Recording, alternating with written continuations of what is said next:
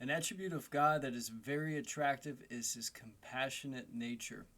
In Nehemiah 9, starting in verse 17, it says, "They refused to listen and did not remember your wondrous deeds which you performed among them. So they became stubborn and appointed a leader to return to their slavery in Egypt.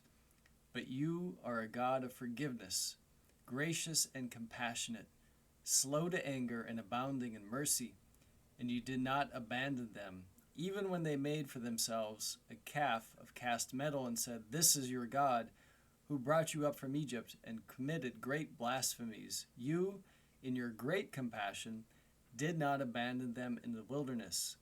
The pillar of cloud did not leave them by day to guide them on their way, nor the pillar of fire by night to light for them the way in which they were to go.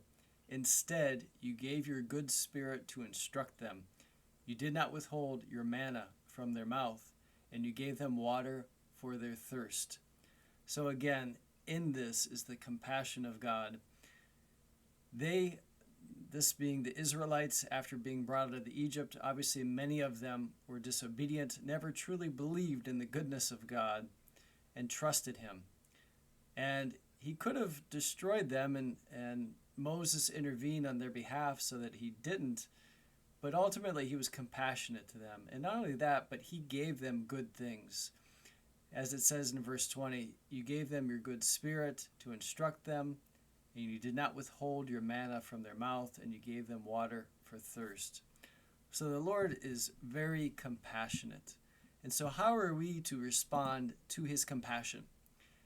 In Romans 12:1, Paul says, "Therefore I urge you, brothers and sisters, by the mercies," or very literally by the compassion of God, "to present your bodies as a living and holy sacrifice acceptable to God, which is your spiritual service of worship."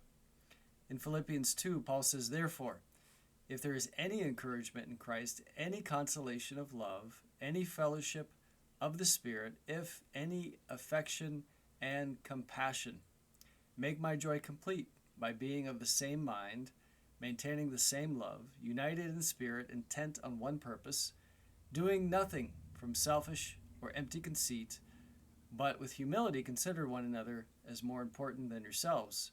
Do not merely look out for your own interests, but also for the interest of others." And lastly, we have this: "So as those who have been chosen of God, holy and beloved, put on a heart of compassion." So again, remember the compassion of God, the lengths that he went to give good gifts to his people who didn't deserve it.